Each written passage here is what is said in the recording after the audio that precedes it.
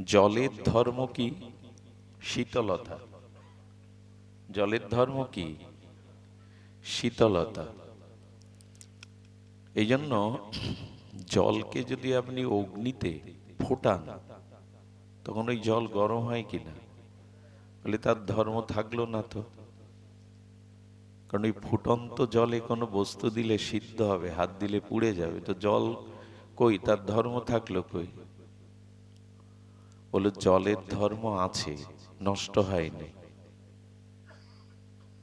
যেটা জলের মধ্যে যে তাপটা প্রবেশ করেছে এটা আগন্তুক। এখান থেকে 3 ঘন্টা আগে এখানে কেউ ছিলাম আমরা, 5 ঘন্টা পরে থাকবো অনেকেই। আগন্তুক যারা আসে তারা চলেও যায়। আপনারা থাকবেন নাকি ওনাদের আত্মীয় ছাড়া, নিজজন ছাড়া, পরিবারের লোক ছাড়া? যেটা আসে সেটা আবার চলেও যায়, এটাই ধর্ম। জলের ধর্ম শীতলতা, তাপ নয়, কিন্তু ওটা বাইরে থেকে এসেছে। এই জন্য জল জাল দিতে দিতে তাপ হয়ে গেল, এবার আধা ঘন্টা 1 ঘন্টা নামিয়ে রাখো। কি হবে? যে এলো আগন্তুক সে থাকলো কি? জল গরম করে আধা ঘন্টা পর ওই গরম জলে আর গরম পাওয়া যাবে? ওর ধর্ম ওটা নয় তো। ওর জন্য শীতলতা, এই জন্য আবার শীতল হলো। আমরা তো খুব যুক্তিবাদী মানুষ। যদি বলি 24 ঘন্টা আগুনের উপরে জল রেখে দেব, জল থাকবে না? থাকবে? ও কোথায় যাবে? বাষ্প হয়ে। রাতুলদা কই? শুনছেন? বাষ্প হয়ে কোথায় গেল? আকাশে গিয়ে কি হলো? ঘনীভূত হয়ে মেঘ হয়ে আবার কি হয়ে নামলো? জল হলো কিনা? শীতল হলো কিনা? তাপ রাখা গেল?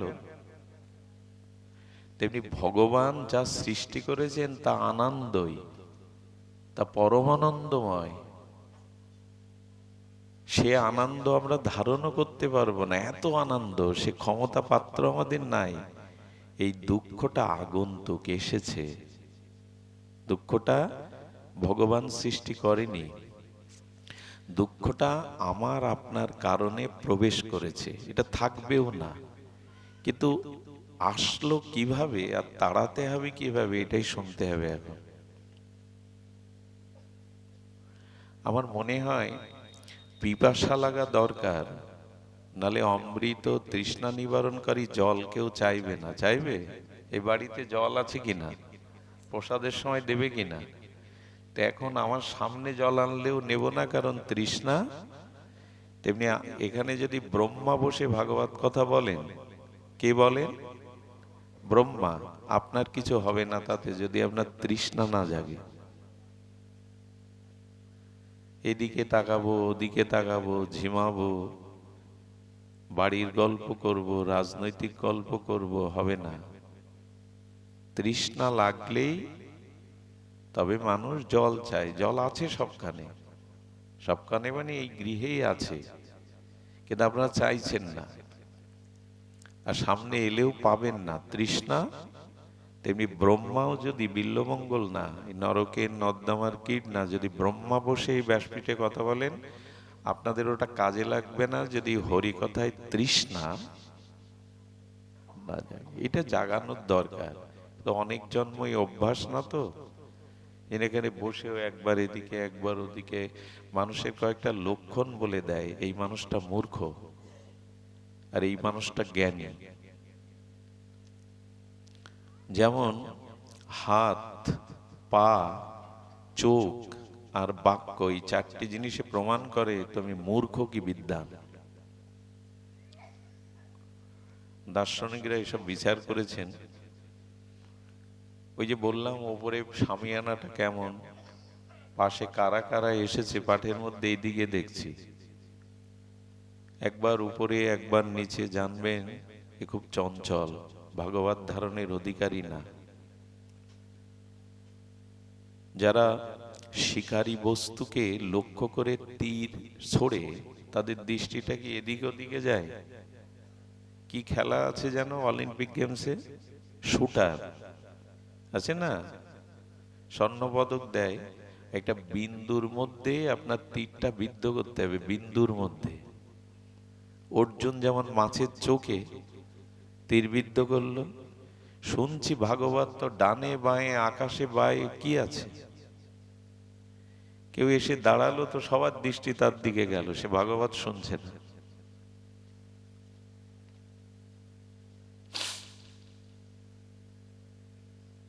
বাড়িতে ডাকাত পড়লে ঘুম হয়, আগুন লাগলে ঘুম হয়। আমাদের আয়ু চুরি হয়ে যাচ্ছে, কাল চুরি করে নিয়ে যাচ্ছে, আমাদের সংসারে মনে আগুন জ্বলছে, ঘুমাচ্ছেন কেন এখানে? এ কাকে বুঝাবেন? বুঝে রয়েছি তো আমরা, কে বুঝবো? এর তীর লক্ষ্য ঠিক করুন, তাহলে ভাগবত কিছুটা ভেতরে যাবে। আরেকটা হলো বসে হাত পা ছোড়াছুড়ি করা, চেয়ারে বসে পায়ের উপর পা দিয়ে পা নাচানো, দুলোটা পাশে কে গুরুজন আছে তাকে না দেখা, হাঁটার সময় কারো অনুকরণ করে হাঁটা, নিজের স্বাভাবিক গতিতে হাঁটা না, এগুলো সব মূর্খতার লক্ষণ। তো ভাগবতের শ্রোতা হতে গেলে কয়েকটা যোগ্যতা দরকার। বক্তারও যেমন যোগ্যতার দরকার, জ্ঞান বৈরাগ্য ভক্তি থাকা দরকার, তেমন শ্রোতা হতে গেলেও তার কিছু যোগ্যতার দাবি রাখে। সব পাত্রে সবকিছু দেওয়াও যায় না, নেওয়াও যায় না। শান্ত হয়ে শুনুন, খুব মার্মিক বিষয়। ভাগবতের সবই অমৃতময়। এখন আমরা বলতে বলতে এসেছিলাম সচ্চিদ আনন্দময়, আনন্দং লব্ধা। সেই আনন্দ থেকে যা কিছু এসছে, আচ্ছা সমুদ্রের ঢেউ আর সমুদ্রের জল আলাদা কিছু কি? একই বস্তু। তেমনি ভগবানের থেকে যে তরঙ্গ উঠেছে সেটাও ভগবান স্বরূপ আনন্দময়। দুঃখটা জলের ভিতরে, অগ্নিতে তাপ দিলে যেমন জলের ভিতরে আগুনটা চলে যায় কিন্তু থাকে না, 24 ঘন্টা জাল দিলে জল শুকিয়ে বাষ্প হয়ে আকাশে গিয়ে মেঘ হয়ে আবার বৃষ্টি হয়ে যাবে, ওই ওই সেই ধর্মে চলে যাবে। আমরা আনন্দ থেকে এসেছি, অমৃতের পুত্র, আমরা রাজার রাজা। আমাদের এই রাজার রাজত্বে আমরা সবাই রাজার রাজা, আমাদের রাজার রাজত্বে। কবিগুরু বলছেন, তোমারও অসীমে প্রাণ মন লয়ে যত দূরে যায়, তোমারও অসীমে প্রাণ মন লয়ে যত দূরে আমি যাই, সেখানে মৃত্যু জরা ব্যাধি কিছুই নাই। সূর্যে অন্ধকার নাই, সূর্য অন্ধকার দেখে না। এখন জলের ভিতরে যেমন তাপ বাইরে থেকে অগ্নি দিয়ে প্রবেশ করানো হয়, লোহাটাতে আগুন নেই কিন্তু লোহাটার ভিতরে অগ্নিটা প্রবেশ করানো হয়েছে, তাই লোহাটা আগুনের ধর্ম পালন করছে। আবার অনেকক্ষণ রেখে দিলে আগুনটা লোহা থেকে চলে যাবে। লোহা লোহায়, আগুনটা আগন্তুক, এসে যে আসে সে চলে যায়। তেমনি দুঃখটা ভগবান থেকে আসেনি, দুঃখটা মাত্র দুটি শব্দ থেকে এসেছে, আর তিনটি শব্দ দিয়ে দুঃখ তাড়াতে পারবে। কথাটা কে বলেছেন জানেন? পিতামহ ভীষ্ম। দুঃখটা দুটো শব্দের মধ্যে, আর তিনটে শব্দ আরেকটি যোগ করলে দুঃখ চিরদিনের মতো তাড়িয়ে দিতে পারবে। বিশ্বদেব বললেন দুটো অক্ষর মো আর মো একসাথে করলে কি হয়? মম। মো আর মো একত্রিত করলে, যুক্ত করলে কি হয়? মম। দুঃখ প্রবেশ করলো, দুঃখ পাচ্ছি জন্ম জন্মান্তরে এই দুটো শব্দে। এই শরীর আমি, আর শরীর সম্পর্কজাত ঘর সংসার স্ত্রী পুত্র আমার। এই আমার এবং আমি, এই দুটোই আনন্দের মধ্যে দুঃখ ঢুকিয়ে দিয়েছে। মায়েরা কুলির মধ্যে নারকেলের পুর দিয়ে দেয় না, ওটা কি থাকে ওর মধ্যে না পুড়ে দেয়? তেমন দুঃখটা আপনার আমার জীবনে প্রবেশ করেছে এই দুটো শব্দ। বিশ্বদেব বলছেন মম, শরীর আমার, আর স্ত্রী পুত্র বাড়ি গাড়ি, শরীর আমি, আর শরীর সম্পর্কজাত যারা তারা আমার, আমি আমার। সমস্ত মৃত্যু, জরা, ব্যাধি, অভিশাপ, দুঃখের কারণ এই দুটি। তিনটে অক্ষরে তাড়ানো যাবে, ন মম। শরীর আমি না, আর এরা কেউ আমার। এই তুমি তো তোমার মতো বলে যাচ্ছ পড়া, এরকম তিন অক্ষর বললেই যাবে? এটার জন্যই তো এখানে এসেছেন, শীত গৃহকর্ম ছেড়ে কত কষ্ট করে এসেছেন এটা বোঝার জন্য, এই কৃপাটা ভাগবত থেকে নেওয়ার জন্য। ন মম। আচ্ছা, গাড়িতে যে ওঠে সে গাড়ি হয়ে যায়? মোটর গাড়ি মানে গাড়িতে যে ওঠে সে গাড়ি হয়? যে কাপড় পরে সে কাপড় হয়ে যায়? যায় কি? সিন্ধুকে টাকা গয়নাগুলো সিন্ধুক দাবি করে আমার, গোডাউনের যে মাল ভরা রয়েছে গোডাউন দাবি করে এই মাল আমার। কার ওই মাল?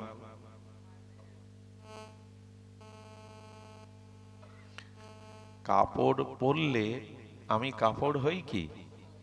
কথা বলুন, সহজ করে আলোচনা শুনুন। কাপড় পরিধান করলে আমি কাপড় হই? কাপড় হই না। গাড়িতে উঠলে আমি গাড়ি হয়ে যায়? আমি তো আমিই থাকি। গোডাউনের মধ্যে যে মহাজনের মাল রয়েছে ওটা মহাজনের গোডাউন, তার মধ্যে রয়েছে বলে দাবি করতে পারেন এই মাল আমার। সিন্ধুকে অলংকার, সিন্ধুক দাবি করে না কি আমার?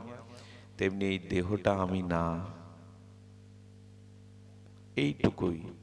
এইটুকু বুঝতে আপনার কোটি জন্ম লেগে যাবে যদি গুরু কৃপা, সাধু কৃপা, ভাগবত কৃপা না নেন। কোটি জন্ম লেগে যাবে এইটুকু বুঝতে। শরীর আমি, কাপড় পরলেই আমি কাপড় হই না।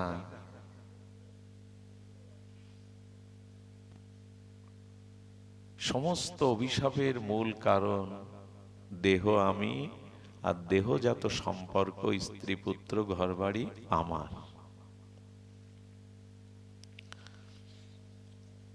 তো শাস্ত্র বলছেন এই অভিশাপ দূর করতে হবে, কারণ এটি শাস্ত্র সিদ্ধান্ত নয়। এবং সত্যিকার অর্থে পৃথিবীতে আজ পর্যন্ত কেউ প্রমাণ করতে পারেনি, পারবেও না যে শরীর আমি। কেউ পারেনি। এবং এরা আমার, এই প্রমাণ কেউ করতে পারিনি, পারবেও না, কারণ এগুলো আমি নই। একটি শব্দ বলি, কেন ভগবান থেকে আনন্দ আসে, পরমানন্দ আসে, দুঃখ আসে না? তুলসীদাস গোস্বামী তার বিখ্যাত রামচরিতমানসে এই পয়েন্টটি দিয়েছেন, বড় অদ্ভুত। ঈশ্বর অংশ, জীব অবিনাশী, চেতন অমল, সহজ সুখরাশি। বিখ্যাত গ্রন্থ রামচরিতমানস, দেখবেন উত্তরপ্রদেশে তো ওই ছাড়া কোনো পাঠ নেই। সব বড় বড় আচার্যরা এই রামচরিতমানসই পাঠ করে। রাঘবেন্দ্র, 108 যত বড় বড় মহাত্মাগণ, রাজেন্দ্র প্রসাদ শাস্ত্রীজি,